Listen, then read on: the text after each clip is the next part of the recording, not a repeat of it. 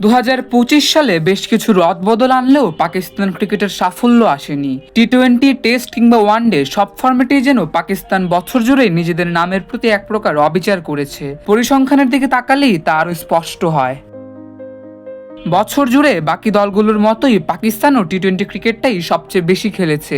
শুরুতেই নিউজিল্যান্ডের মাটিতে 4-1 লজ্জাজনক পরাজয় দিয়ে 2025-এর যাত্রা শুরু করে সালমান আলী আঘার দল। পরবর্তীতে নিজেদের ঘরের মাঠে বাংলাদেশকে হারালেও বাংলাদেশের মাটিতে 2-1 সিরিজ হারে তারা। ঘরের বাইরে গেলেই যেন নিজেদের হারিয়ে খুঁজছে পাকিস্তান।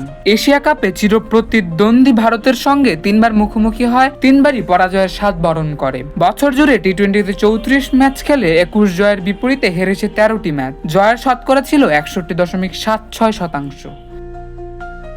ওয়ানডেতে পরিসংখ্যান যেন আরও হতাশাজনক। ওয়েস্ট ইন্ডিজ এবং নিউজিল্যান্ডের সঙ্গে সিরিজ হারের পাশাপাশি রয়েছে চ্যাম্পিয়ন্স ট্রফিতে হতাশাজনক পারফরম্যান্স।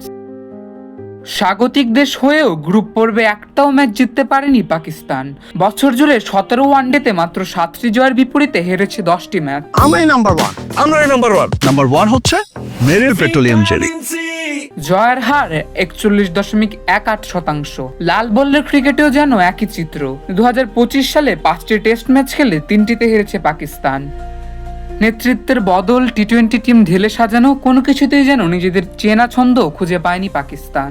পুরো বছর জুড়ে এমন পারফরম্যান্স তাই হতাশ করেছে সমর্থকদেরও। নতুন বছরে নিশ্চয় ব্যর্থতার পুনরাবৃত্তি করতে চাইবে না পাকিস্তান। স্বপ্নিল ভুইয়া, খেলা 71।